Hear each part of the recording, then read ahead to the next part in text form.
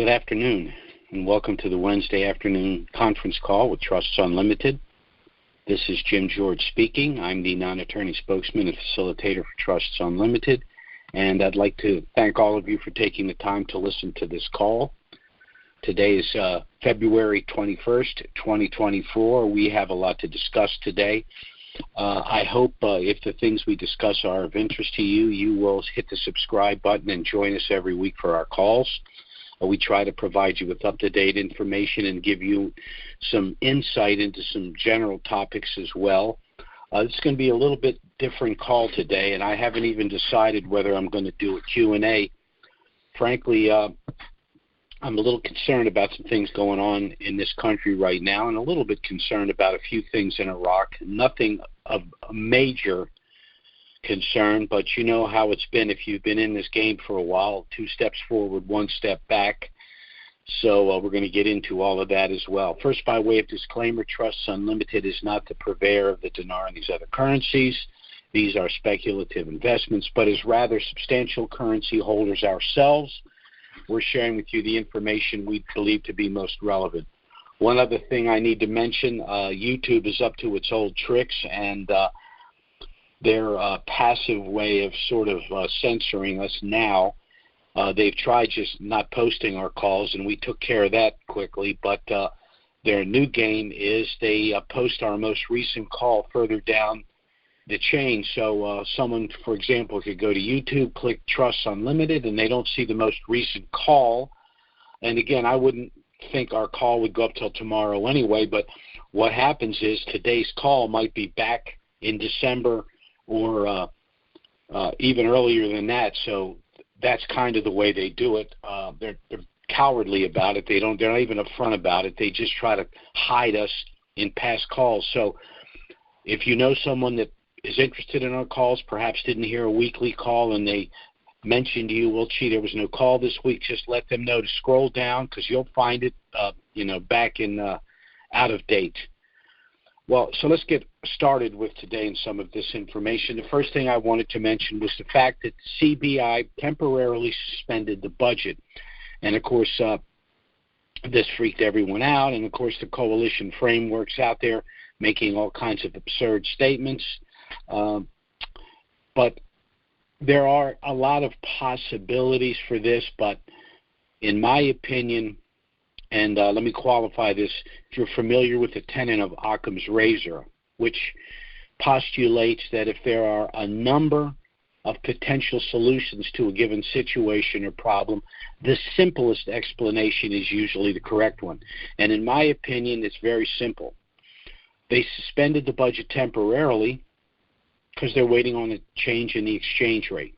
They don't want to spend down their USD. They don't want to spend down the gold and silver that they've purchased. They can't operate with their expenditures and don't want to operate at 13.10. So in my opinion, the suspension is, again, waiting for change in the exchange rate. Soudani has made some public statements which supports that contention, stating that we're on the cusp of a major transition in Iraq. And I thought it'd be a good idea just to review over the last 12 months what's occurred. And again, for those of us that have been involved in this for a long period of time, we know that what's going on now and what's been going on for the last year is different. It's different. The new government, we have Soudani as prime minister and an acolyte of Shabibi as the governor of the CBI. That's good news. We know that Iraq has amassed over $100 billion in USD reserves and $100 billion in gold reserves, which also helps to support their currency. We know that Soudani has been involved in high-level meetings at Davos and Munich and the UN, all of which are catalysts to the reinstitution and revaluation of their currency. We know that effective January 1st, they banned the use of the U.S. dollar for private transactions, with the exception of medical expenditures and travel outside of Iraq.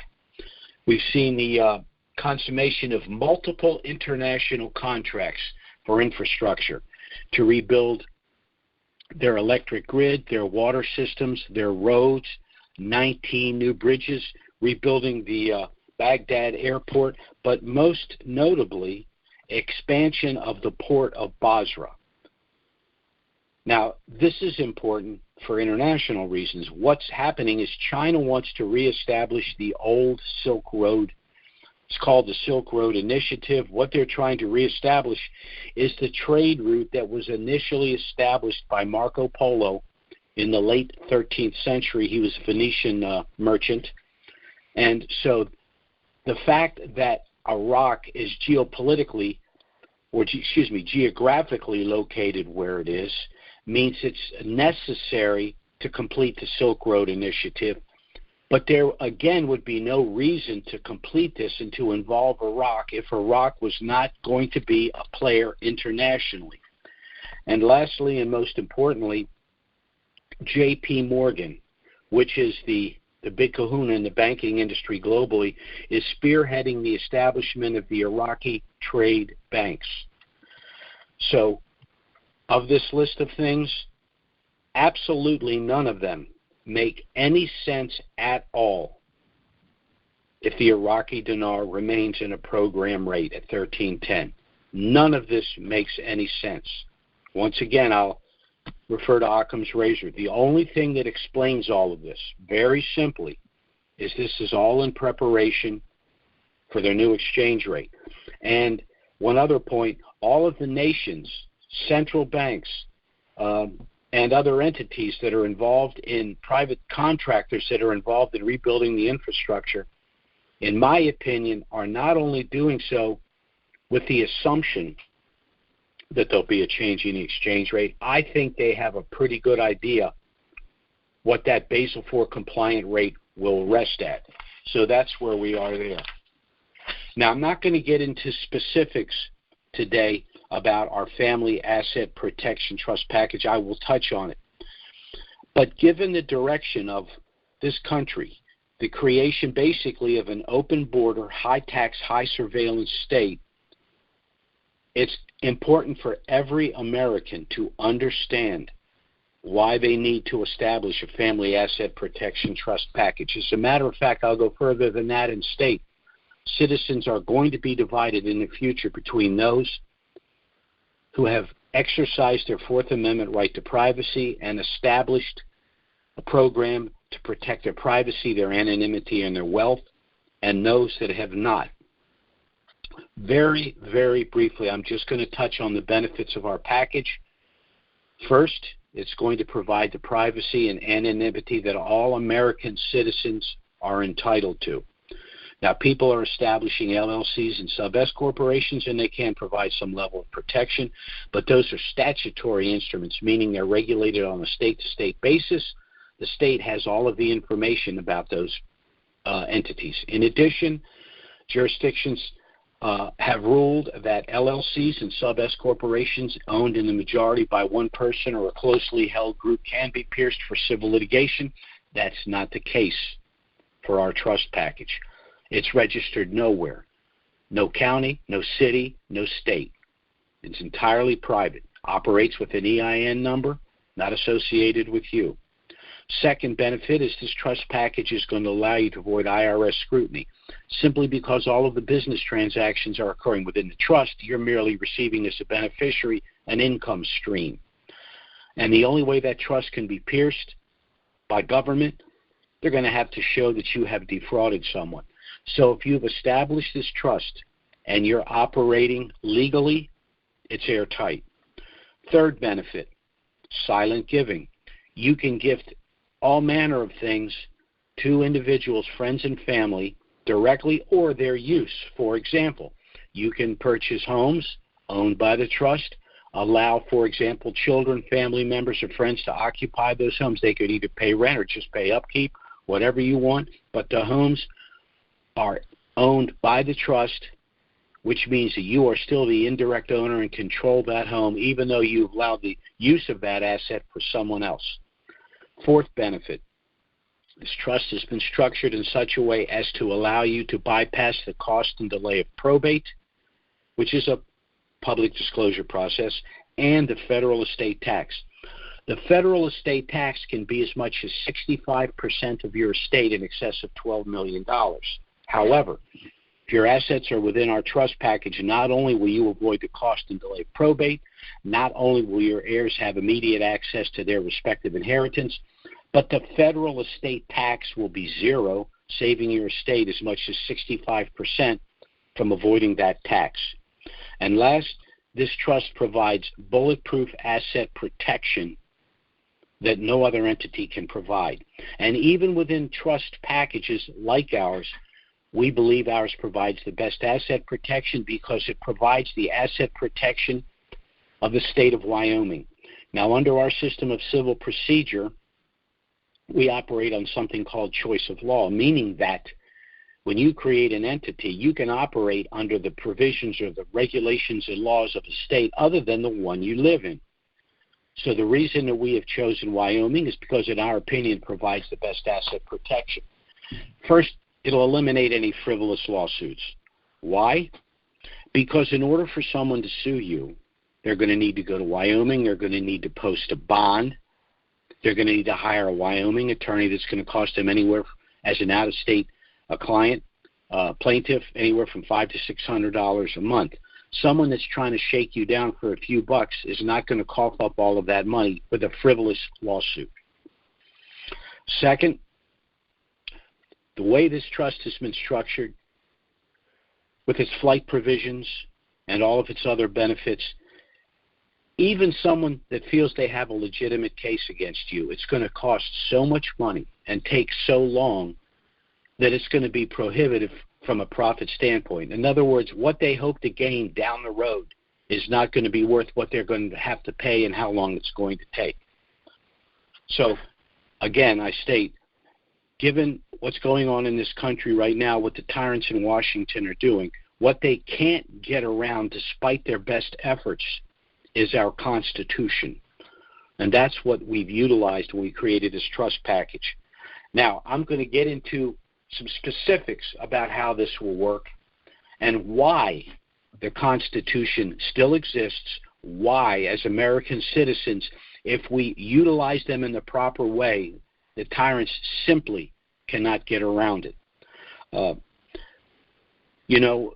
As a kid in school, and I'm sure the rest of you, certainly if you're in my age group, we studied 1930s Germany, Hitler, all that. We said to ourselves, or thought, at least I did, how could the German people allow this to happen? Couldn't they see what was happening? Well, of course, we have the foresight of, decades to look back and see where the mistakes were made, where false assumptions were made, where people had been duped, and I've gotten into that in previous calls. But I think that's where we are right now. I think we are today in the middle of a second great civil war in this country. Now, it has not been fought with weapons so far, but it has been fought informationally through the media and through things like censorship and other forms of punishment. So the first Civil War was a fight to end slavery, but the second Civil War is the fight to preserve our constitutional republic. And I don't think I'm overstating that. Case in point, President Donald Trump. He was an America First president, and for that, he had to be destroyed. What has the left done to try to destroy him, and why is this important? It's important because if they utilize these tactics to go after a sitting and past president, they certainly are going to utilize those tactics to go after American citizens that aren't towing the line. As a matter of fact, unlike past presidents, the left here, they don't just go after Trump. They go after his supporters. We're called every name in the book. These are the same people that want to eliminate hate speech because we have a First Amendment right of free speech, and they're the ones that are abusing it. But I just want to review with you what's been going on. First, you need to understand what a progressive is, because a progressive is not a liberal. A classic liberal is not a progressive. Where did progressives come from? They've been around for a little over 100 years now. Of course, they use the word progressive because they don't want you to understand what they really mean by it. We think of the word, if we look up what it means, it's, someone that's progressing, that's moving forward, that's presumably in the right direction. But the progressive movement began in the early 20th century, and they called themselves progressives because they wanted to progress beyond the colloquial constraints of the Constitution. People like Barack Obama and Hillary Clinton talk about the negative rights. And you think, well, what do they mean by negative rights? What they mean by that is they view everything through the prism of government, not through the prism of the individual and their rights. So negative rights means the things the government cannot do to you, like take away free speech, take away your right to possess a firearm, as an example. Take away your 10th Amendment rights, meaning that things that aren't specifically in the Constitution are left to the states and the people. They don't like that. They want to centralize everything. They don't like federalism, decentralization. They want everything centralized. So I'm going to go through the examples here with Trump because it's something that everyone is witnessing. Now, I don't care what your politics are. I don't care whether you love Trump or you hate Trump. If you're a reasonable, thinking person who loves their country, these things should disturb you. Let's just walk through these. Trump's first impeachment for Trump-Russia collusion. At the end of the day, after 2 years of angst, putting this country through this crap, what was the truth? The truth was the Hillary Clinton campaign hired a law firm called Perkins Coie. Perkins Coie hired a firm called GPS Fusion. GPS Fusion is a leftist organization, and they hired a retired MI6 agent named Christopher Steele, who produced the Steele dossier. So the country was put through 2 years of hell and an impeachment because of a lie. Second impeachment, the Ukrainian quid pro quo. The Ukrainian quid pro quo was an allegation that Donald Trump had entered into a nefarious agreement with the Ukrainian government against our country. It was based on the hearsay testimony, which is inadmissible under the federal rules of evidence, of an anonymous whistleblower, meaning that Donald Trump, as an American citizen and President of the United States, was being denied his Fifth Amendment right to confront his accuser. What was the end result? Donald Trump did something they didn't expect. He released a transcript of the call which proved there was no quid pro quo. What we did learn from a video was that Joe Biden was guilty of, in fact, of quid pro quo by threatening to withhold $1 billion of aid to Ukraine if they continued to investigate a company for which his son was on the board and being paid $80,000 a month. So since both of those things failed, Trump completed his term in office. I don't even want to get into the 2020 election. That'll be dealt with at a later date. But now Donald Trump is the leading candidate for the Republican Party to be reelected, and he's beating Biden in all of the polls, including all of the 7 swing states. So now, tactic number 3, destroy the man personally, professionally, and financially. Well, how are they doing that? Well, they tried to resurrect the Emoluments Clause. Now, what is the Emoluments Clause? It's Article 1, Section 9, Paragraph 8 of the Constitution. In fact, it does not even apply to Trump initially because it does not apply to pre-existing legitimate businesses that existed prior to your election. As a matter of fact, the best example of that is Nelson Rockefeller, vice president under Nixon, and his wealth literally dwarfed that of Trump's. Second attempt. This is Article 1, Section 9, Paragraph 3 of the Constitution. It's called a Bill of Attainder. It's accusing someone of a high crime, like treason or quote-unquote insurrection, therefore denying them the right to office without being convicted. Now, this is what they're trying to do in Colorado and several other states, denying Trump the right to be on the ballot based on quote-unquote insurrection. the fact that no one has been charged with insurrection, that Donald Trump has not even been charged, let alone convicted of insurrection, means that this is just another Hail Mary. And the Supreme Court, if they do not rule, I'll be shocked if the ruling doesn't come down shortly. It's going to be either 8-1 or 9-0 because there's nothing here.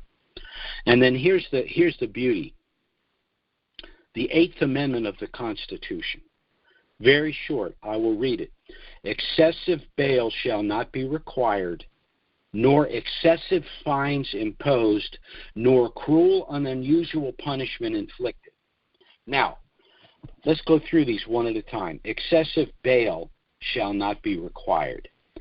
Now, there's been no bail necessary for Trump because he's not been imprisoned. However, these are the same people that want to eliminate bail for violent criminals. So it proves their hypocrisy. Second, nor excessive fines imposed. They imposed a $355 million fine on Donald Trump where they cannot produce a victim, where in fact the people they allege are victims have come and testified on Trump's behalf. Third, nor cruel or unusual punishment inflicted. Now, when you are convicted in court, you have a right to appeal the verdict, which means the sentence is stayed until the appeal process is completed. What did this clown judge, and if you look at the guy, he looks like a clown. He looks like one of the Marx Brothers. What did this clown do? He imposed a $355 million fine and said the fine has to be paid even during the appeals process. In other words, he's trying to break the man before he's entitled once again to his Fifth Amendment right to due process. Now, why do I bring all of this up? To explain what a bad situation we find ourselves in. Now, those of us that are denarians and have been dealing with Trusts Unlimited have established their trust in order to protect the wealth that they will accumulate from the exchange of these currencies. But over the last 15 years, a lot has gone wrong in this country. So whether you're a denarian or not, you need to establish a family asset protection trust package to protect you from an open border, welfare, high tax, high surveillance state that's being created. Now, are we going to be able to undo this? I hope so, and I think so. But whether we are or not, you need to avail yourself of this protection.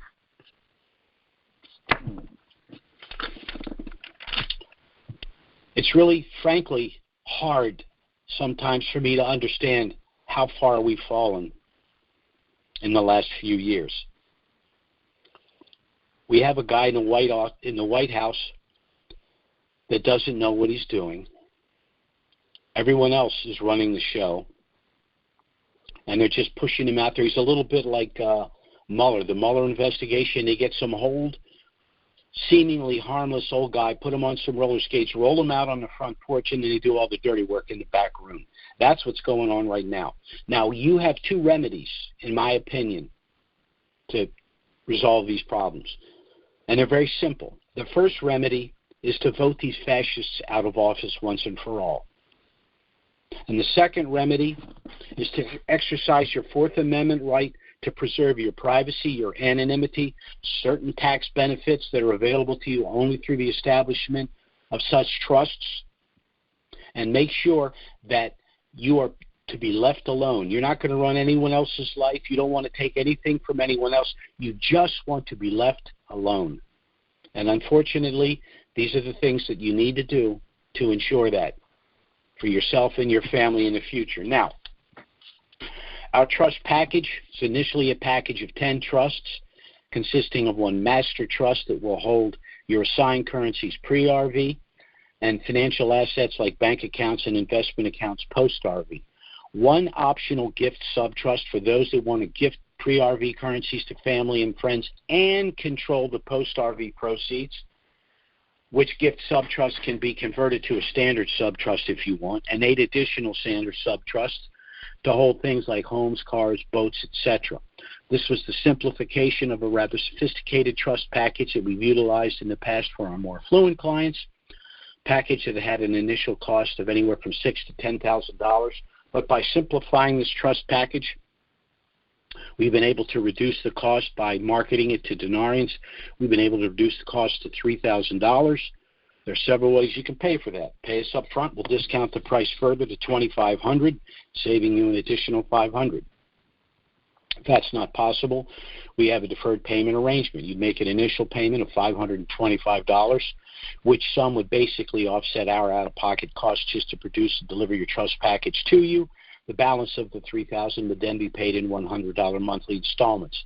There will be no interest. The only proviso is once the Iraqi dinar revalues globally, any unpaid balance would need to be paid within 30 days. So with this approach, anyone that has currencies and understands the need for getting their affairs in order pre-RV and their trust in force should be able to afford to do so. One other suggestion, we do accept credit cards. Pay us up front with a credit card. Not only will you get the $500 discount, but the minimum payment on your card would be substantially less than the $100 a month you'd pay under our deferred payment arrangement. But whether you use our deferred payment arrangement or pay us up front with a credit card, you will be making a payment. It's just it'll cost you a lot less to do so by utilizing a credit card and paying us up front and enjoying the $500 discount. I'm going to go ahead and open the Q&A. I wasn't going to because I'm frankly afraid of some of the things I'm going to say. I'm from the D.C. area originally, thereabouts. I have degrees in political science, macroeconomics, and finance. I've been contributing member to 2 presidential commissions. Howard Baker, who was Ronald Reagan's chief of staff, was a personal friend of mine. So I know what this country was, and I know what this country has lost. And there are things we can do about this because denarians, there's probably over 10 million denarians right now. If we protect our wealth and we get active in politics, that's 10 million votes. We can return this country to sanity and undo the absolute chaos that's been unleashed on the American people from individuals who don't like this country, don't like the Constitution, don't like the Bill of Rights, and don't like those of us who expect the government to live up to their promises. So I'm going to go ahead and open the Q&A here.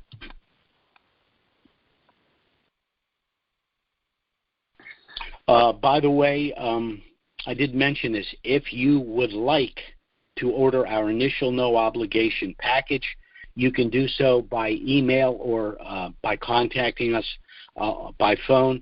The package does contain everything you need if you wish to proceed, but you're under no obligation to do so. You can review the package, contact us if you have any questions. We'll be happy to help you. You can ask us by email. Our email is trusts with an S, Unlimited LLC @gmail.com, and our phone service is 307-274-4122. Again, contact us by email or phone. We'll be happy to get our initial package out to you. If you wish to proceed, you have everything you need to do so, and we'll be happy to assist you along the way in any way that we can. So let's go ahead and open our Q&A. Our first caller is area code 208. That's 208. Go ahead. Are you there, 208? Hi, Jim. Yeah, hey, it's Tim here again. Hey, thanks for returning my call last week when we talked. But a couple things came up. I was kind of lying awake the other night in bed, and I was thinking about this. So I'm guessing that all income streams, not that we have that much, but like retirement monies or, we have a small farm operation, real small, any inflows of money should all be redirected now once we get this set up to the master trust, I'm guessing. Is that true? Well, of course, when you have assets, physical assets, like a farm, for example, they would go into one of the sub-trusts to be managed by the master trust. So anything that goes into the trust, whether it's a property that you utilize, a car that you drive, an income stream, you as the beneficiary are the recipient of that benefit. However, retirement plans are different creatures. They are outside of the trust, and the income stream, because that's a government arrangement that was established because of the shelter. So that will you'll still receive the income stream, of course, because you're the beneficiary, but the qualified benefits, an IRA, 401k, retirement plans, those remain outside of trust. Mm-hmm. So would they eventually be redirected? Okay, so it wouldn't actually go into the trust at all then?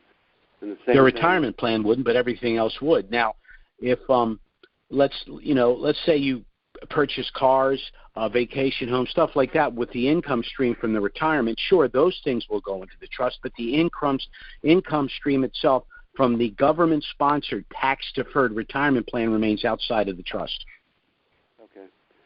Okay. And then from, I think we talked about this. I just want to clarify. So day-to-day operations, as far as who writes the checks for bills and all that, that would be coming out of the trust, I guess the checks would be written by us, the beneficiaries, but it has to be signed by one of the trustees. Well, what a lot of people do is, if they're personal things, they'll have a monthly amount transferred from the trust banking to your personal checking, and then of course you have your ATM card, you can write checks, you've got the liquidity.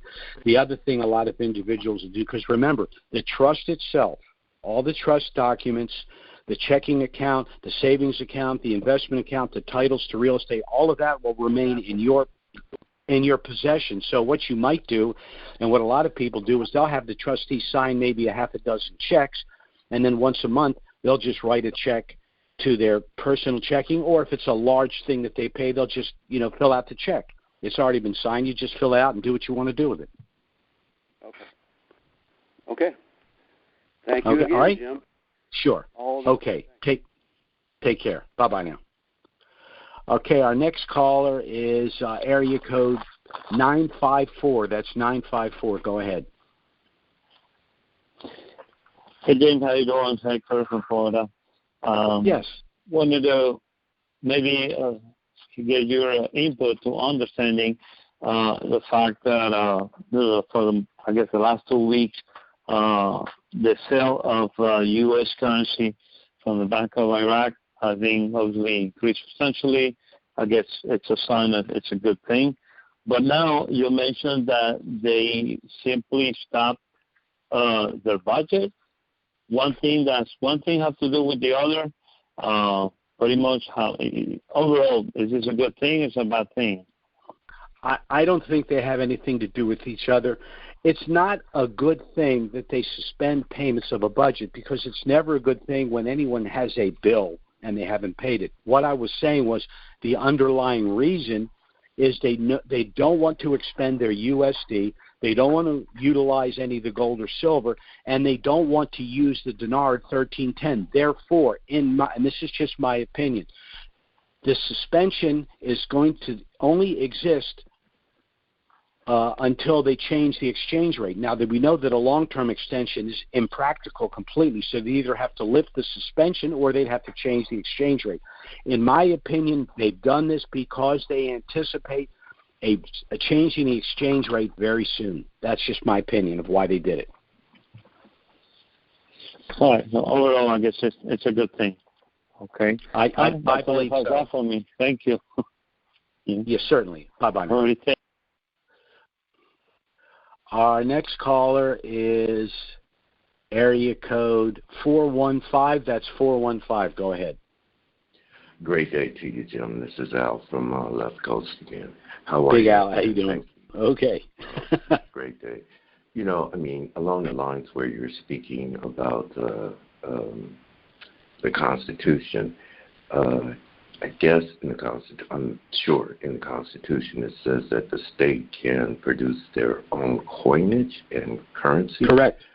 Correct. I see recent that there are 15 states that are moving towards creating their own currency.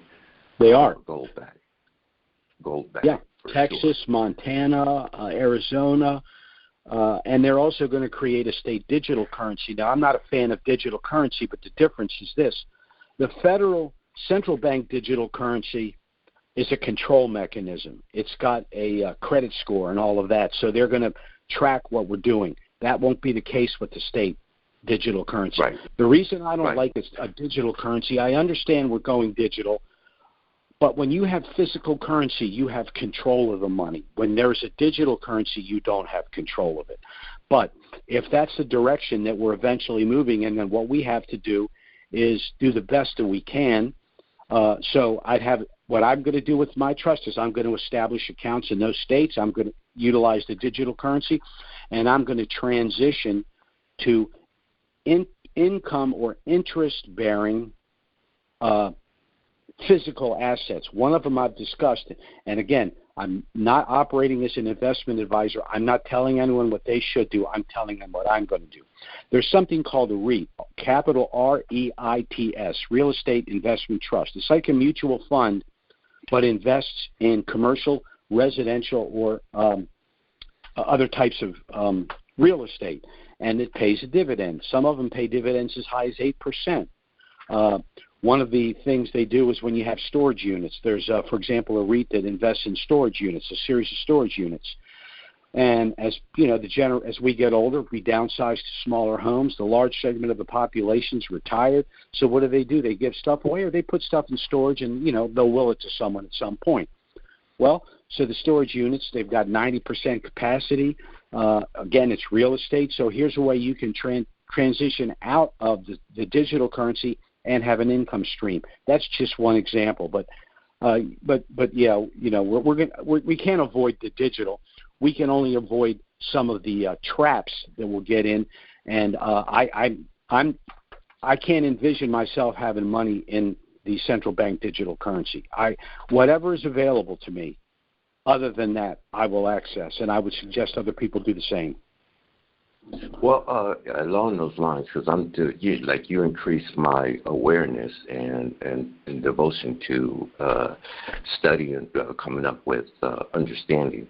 Also, under digital, what I glean is digital also means, like, for instance, if they produce a gold-backed currency, part of the digital is the serializing. So serialization is part of digital. So it is, like you say, to that degree, to the left, yeah, it could be overcoming. But if they do produce these gold, which they already are in the process, there's actually 5 states that have gone forth in producing the state, and I won't really get into that because, like you said, it's a can of worms. What's really going on? Oh, I'm sorry. Go ahead. I thought you were done. I'm sorry. What of the states which are producing those digitalized gold-backed currencies, they're serialized. So what it means is that being as serialized, it can be utilized, and it is currently being utilized internationally. So with I understand. Yeah, yes, I understand that. The fact that you're using a state currency doesn't limit its use vis-a-vis a federal currency. My only issue is the control mechanisms of the central bank digital currency are something that I don't want. Now, what's really happening now is we're watching the death of the Western banking, fractional banking fiat system. We now have the BRICS nations. Correct. And these are independent. These are independent of the banking. So, meaning that if I understand. Okay. I understand. My point is, when you go back something, the federal government can't just go to the central bank and say, I want to borrow $500 billion, because Correct. They can only produce money that can be backed. So they don't have this unlimited credit card.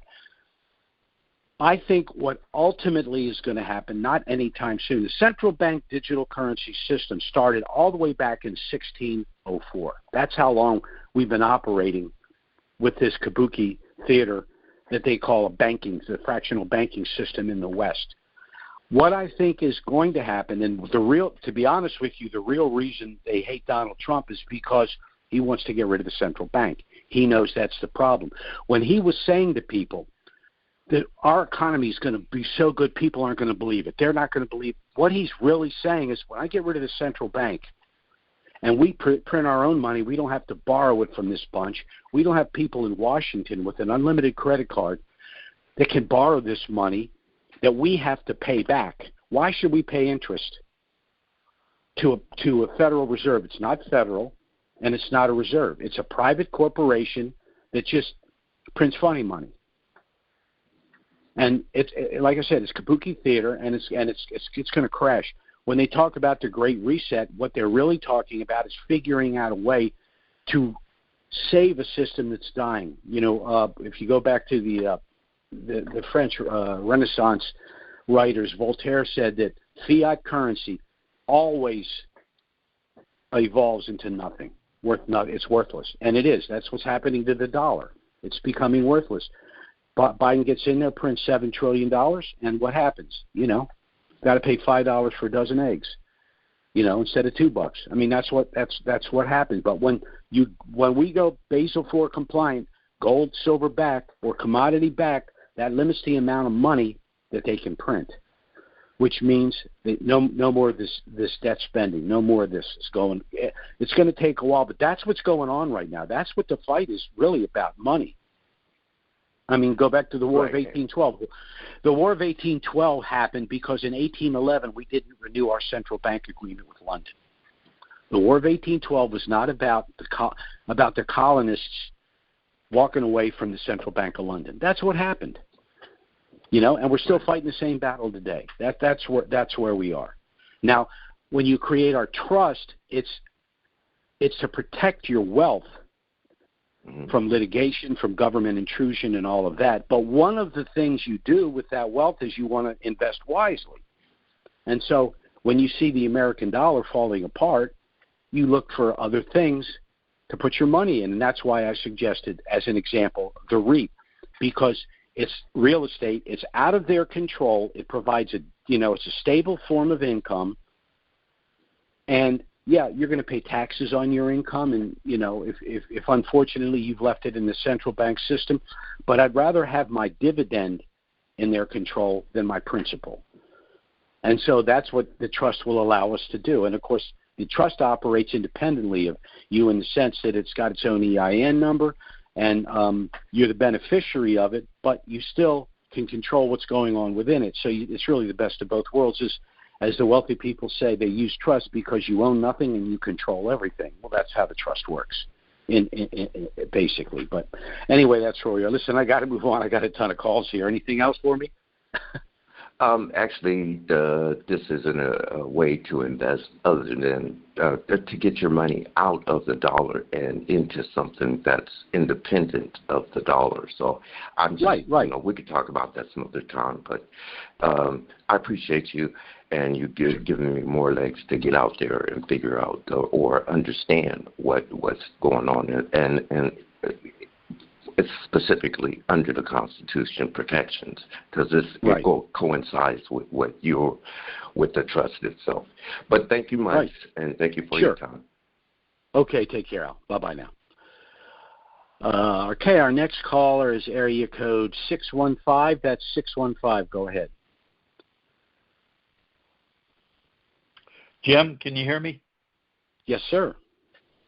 Okay, you're coming through very, very slight. I think it's my device, not... No, I'm having the same problem here, and I don't know why. I'm having the same problem here. I've got the phone plastered to my ear, so I'll figure, you know. Okay. I can't fix it on the fly. I got to wait till after the call. Okay, just a quick question. I know you're busy. I have a couple adult daughters. I want to transfer some of my dinar to each of them. Do I want to do it pre or post RI? Pre. If you do it post RV, then you'll pay a federal gift tax on it. You want to give it to them pre RV. And the other reason you want to give it to them pre RV is because they'll be off the grid, as opposed to just giving them this huge lump sum. Do you have our trust? Yes, I do. Do you have the gift it's activated. Do you have the gift subtrust? Do you have the gift subtrust? Did you establish that as part of the package? I have not established the subtrust or the gift trust, but we have activated the master trust. Right. Okay. If you want to give them the currency, you can do it with a standard gift letter pre-RV. if for any reason, and you don't need to explain it to me, if you don't want to give them the lump sum, you want to control the post-RV lump sum, then you can gift it to them through the gift subtrust, which you'd have to establish. So you sit down with your wife, discuss it with her. If you decide that you'd like to set up the gift subtrust and you send us an email, you just give me your full name, the name of your master trust, and say, we'd like to set up the gift subtrust, and you'll hear from me, and we'll get all that taken care of. Okay, thanks a lot. Appreciate it. Sure. Okay, you take care. You too. Bye-bye. Bye.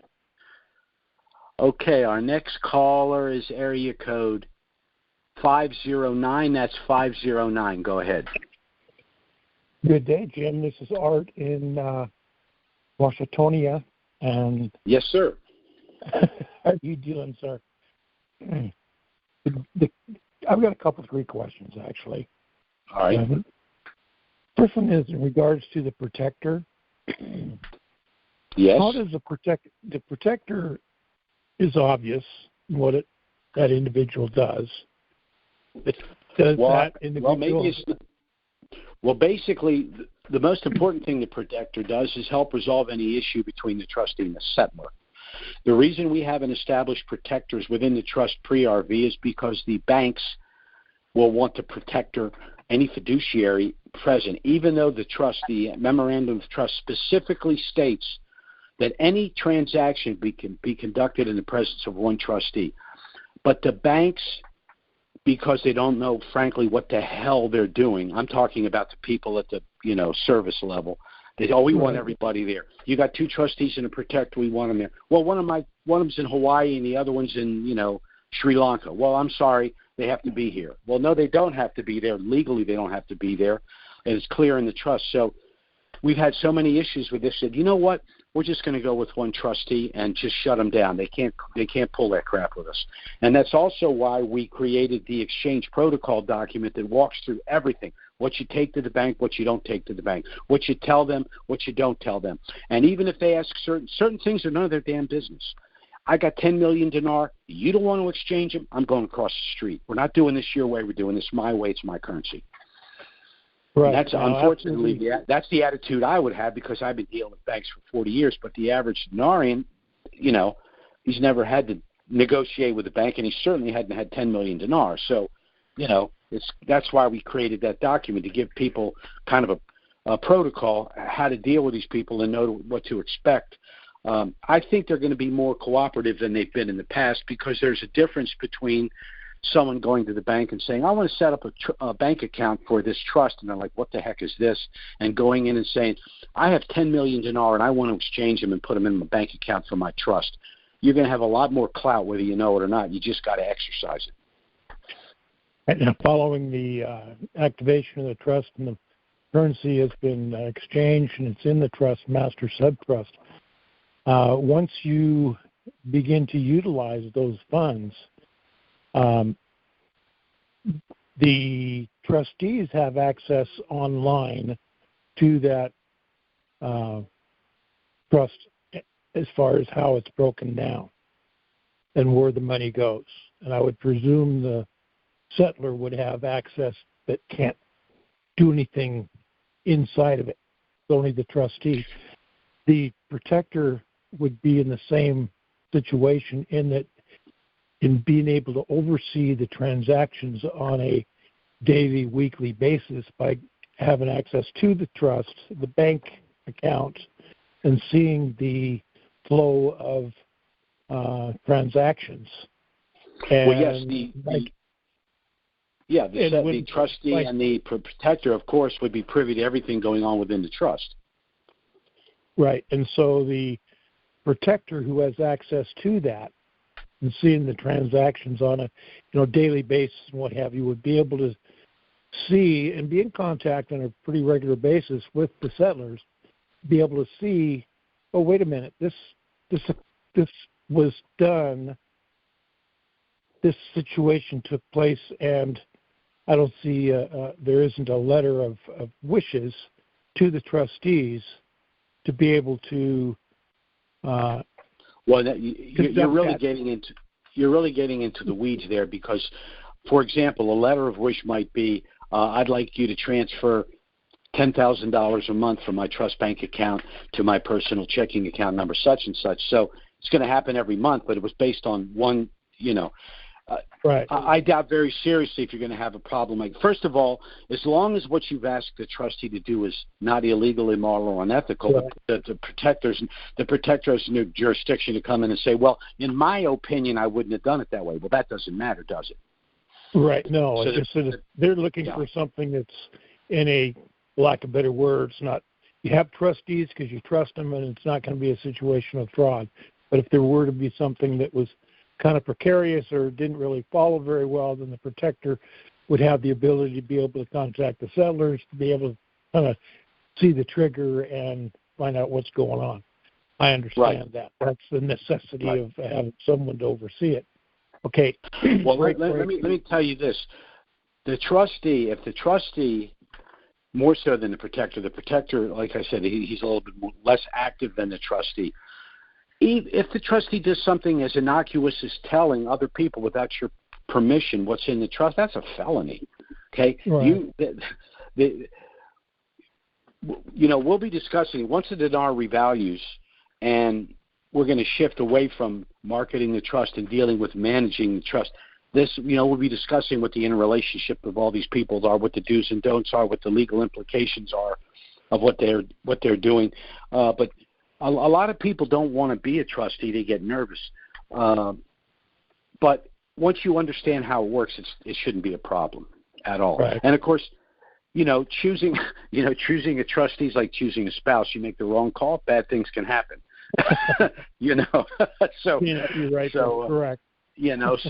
So the argument that, well, it can get dicey. Well, a lot of things can get dicey. We just do the best we can, with the light that we have. Right. Now, I know you're up to your eyebrows with emails and handling folks that are calling you on a minute-to-minute basis. But I shot you an email, and I'm going to ask you that question in that okay. We have some very good friends that he's a real estate agent. They're about your age and my age in regards to that. And they don't have a trust. They do have some currency and bonds, and so they haven't established a trust. They have a SEP IRA that they're planning on putting it into, and then have a tax-free cash-out IRS. I'm not sure of how that works, but it will still be direct title and the potential of being audited. And being in real estate, he's done very well. And they're taking the first vacation to Hawaii in 20 years. So it's a fun thing, but yet at the same time, how does something like that being in direct title going into a SEP IRA or he talked about an IRS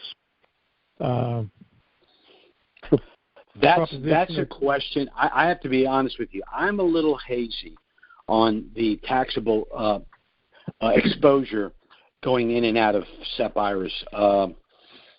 I do not have a SEP IRA, and I honestly, because I've been self-employed all my life and kind of been off the grid a little. As a matter of fact, I was involved in the Kuwaiti dinar too. So the money that I've made is not qualified in that sense because I had a couple of big paydays, and I hope this is going to be the biggest coming up. So I'm not really I've never been kind of a 9-to-5 guy. Do the right thing, put 10% into a retirement plan.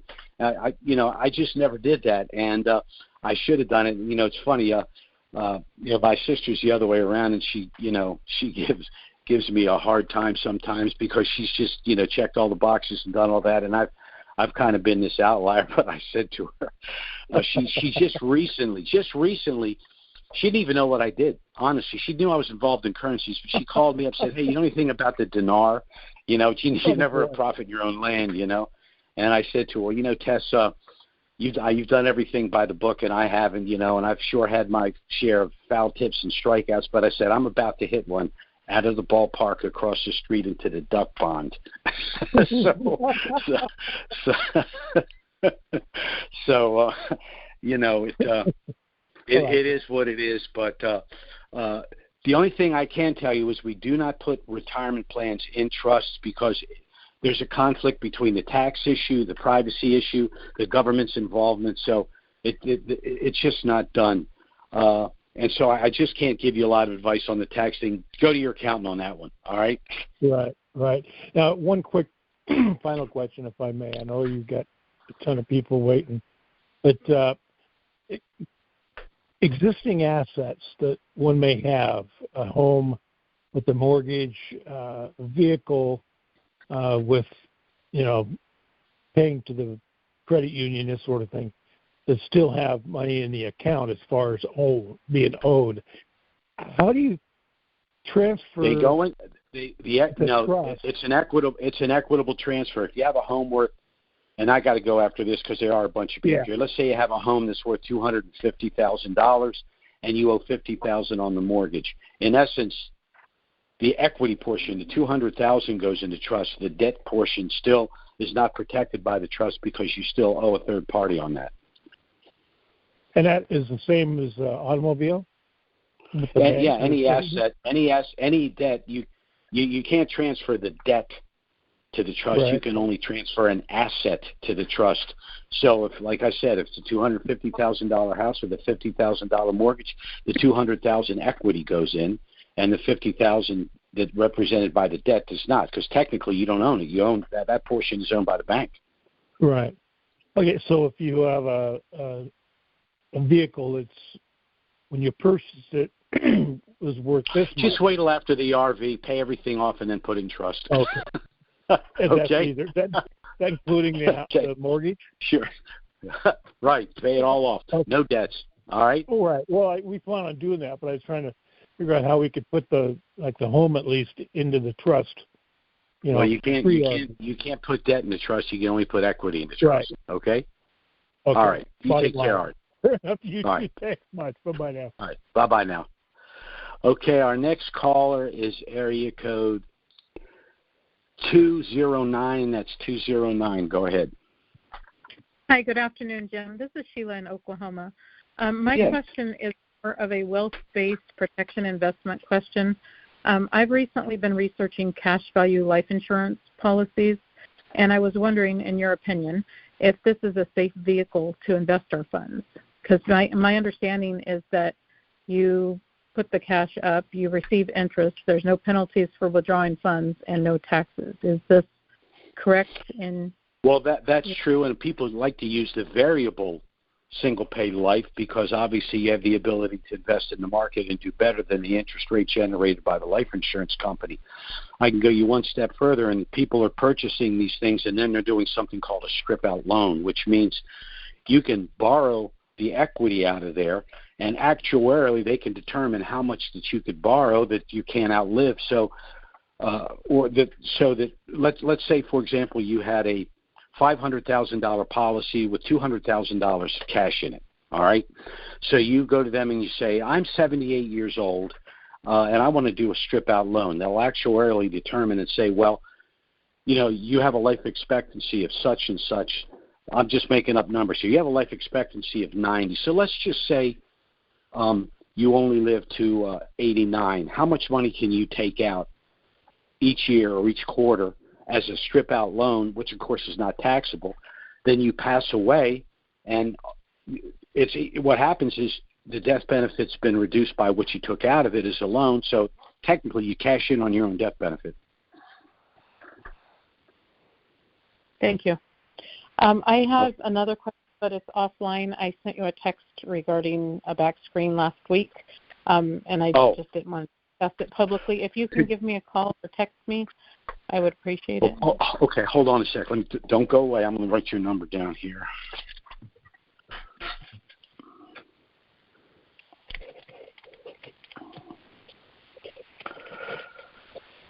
And I'm sorry, Sheila's your first name? Correct. Just want to I've got a long list of people to call here. I don't want to screw this up. All right, I will give you a call probably within an hour after I get off of this call.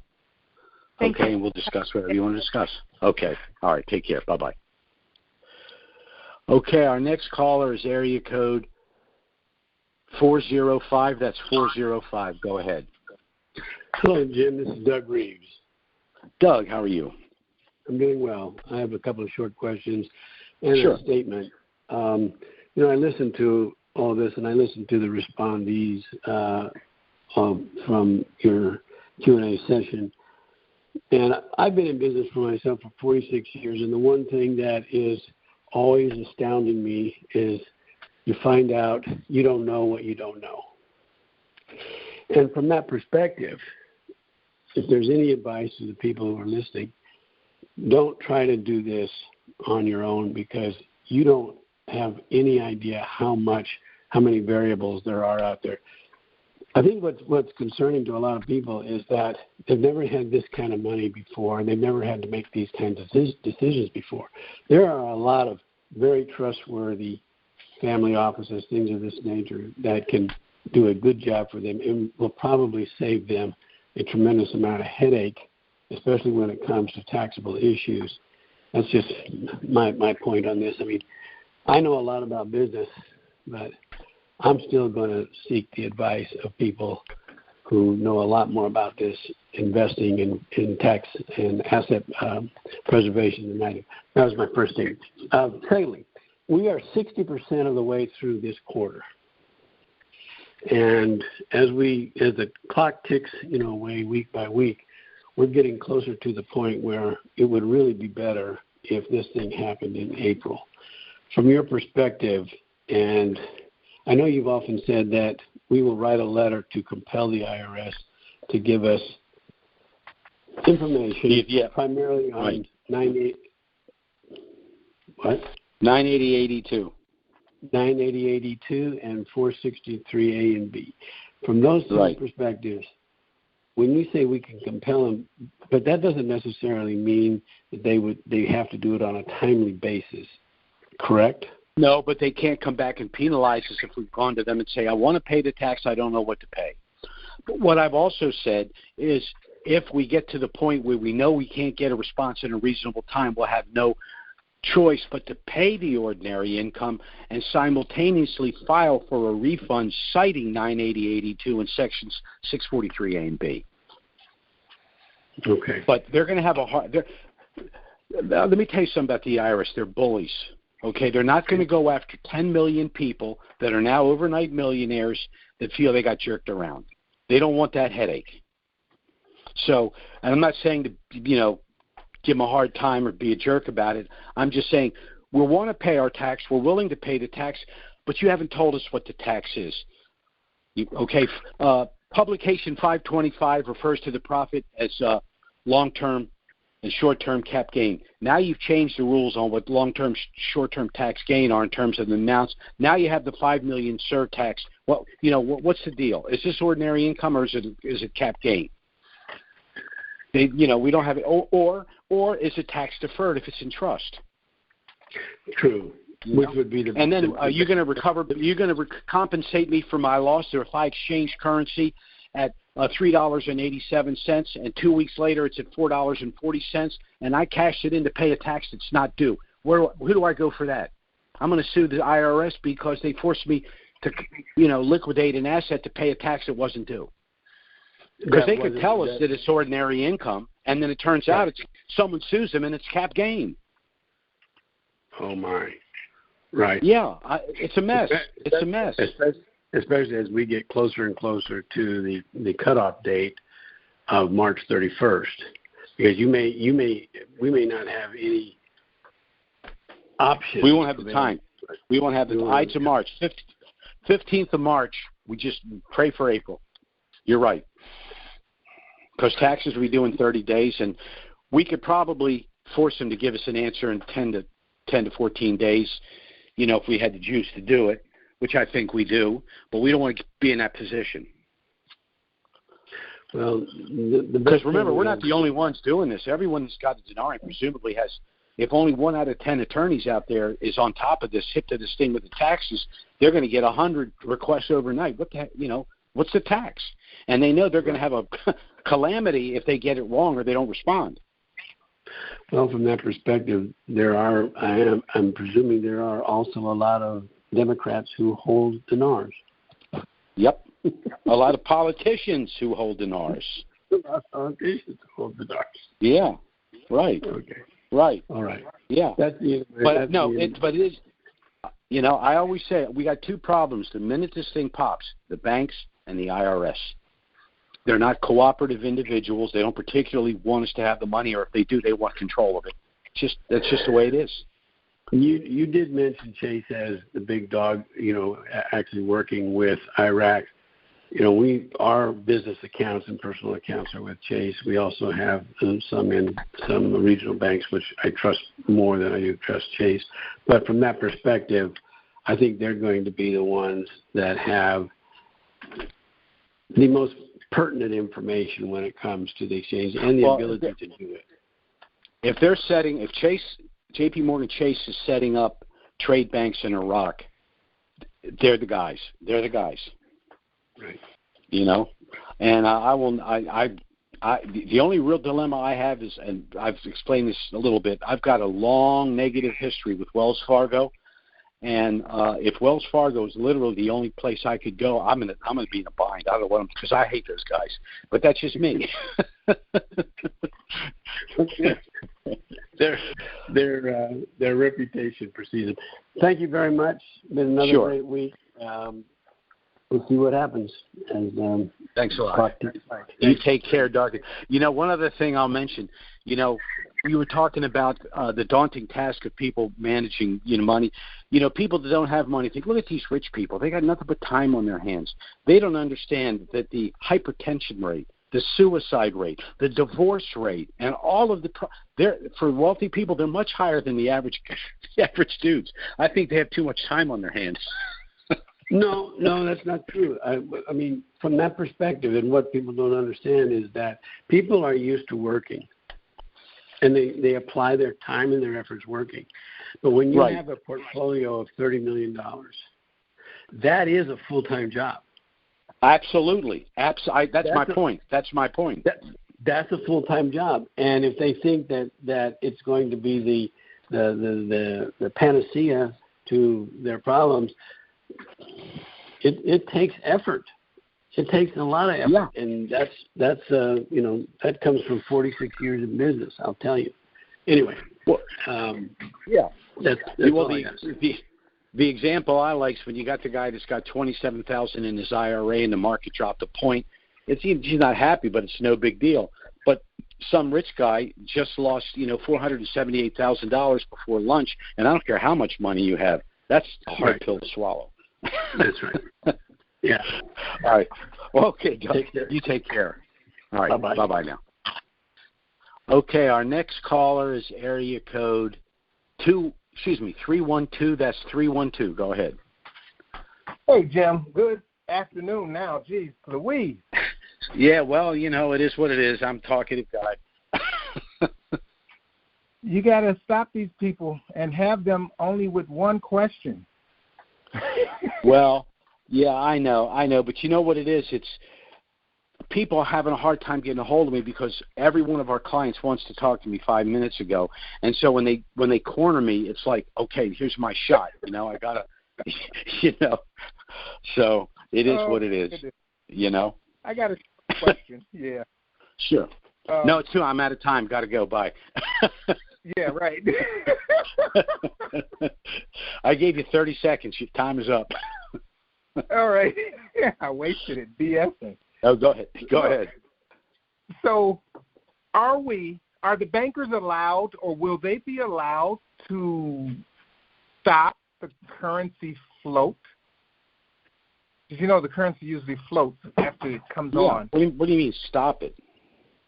Stop it from floating until we exchange. I don't see how. That's the whole. If you're in a basket, or you know what I mean, or you're on the forex, then supply and demand. The banks can't stop that. Okay, that's my only question. And why would they want to stop it? They're not exchanging our currency with their money. They're exchanging our currency with the Fed's money, and that's more money in their bank. So why would they want to stop the float? I don't understand. I don't know why, but I do understand the fact that if they do that, that would cut us from making money. It would stop. Well, I was going to say the only reason I can think of that they would want to do that is they just don't want us to have the money. Well, that's not their call, because someone, if I was a banker and the bank across the street said, oh, you know what, we're going to stop we're not going to exchange beyond this. So I'm going to say, I'm going to put a sign up, hey, we haven't stopped the flow. Come exchange with us. I mean, that doesn't. They just shooting themselves in the foot doing that. I don't see how that's possible. All right. Now, if the IMF wants to jerk us around, or what some central banking group, or the World Economic Forum, or some clown show like that wants to try to do something, I can understand. I mean, because there are people that have probably deferred what's happening now. This probably could have happened 10 years ago, but people for their own reasons shut it down. People like Maliki or Obama. Obama didn't want this, and he doesn't want it now. And you know what's going to happen if it happens? Biden's going to trot out there and say he did it, and instead of using the money to reduce the $7 or $8 trillion he's added to the deficit, he's just going to put it into more vote buying programs and put us into more debt. Which makes our money worth less, which is why we have to transition to tangibles, right, as quickly as possible. I mean, you're better off if you went from a net worth of $1 million to $20 million. But if that $20 million is only worth $15 million 3 years from now, then you're not doing the job. You got to move it, get it out of there, and put it somewhere where you're at least holding your value, if not making more money. Okay. All right. Well, thank you. Okay, again. brother. You take. Say hi, Professor, and we'll talk soon. Okay. Take care. Bye now. Well, that was our last call for this afternoon. Again, I'd like to thank all of you for taking the time to listen to our call. If the things we discussed are of interest, I hope you will subscribe, click the subscribe button, and contact us by phone or email to get our initial no-obligation package. Again, our email address is trusts with an S, unlimited LLC @gmail.com, and our phone service is 307-274-4122. We'll, of course, have the next call scheduled for next Wednesday. Certainly, if something of dramatic nature were to happen between now and then, we'll try to get out an emergency email and schedule an emergency conference call. But failing that, we'll be back next Wednesday, noon Eastern, 9 a.m. Pacific. Thanks so much for listening, everyone, and have a great week. Bye-bye now.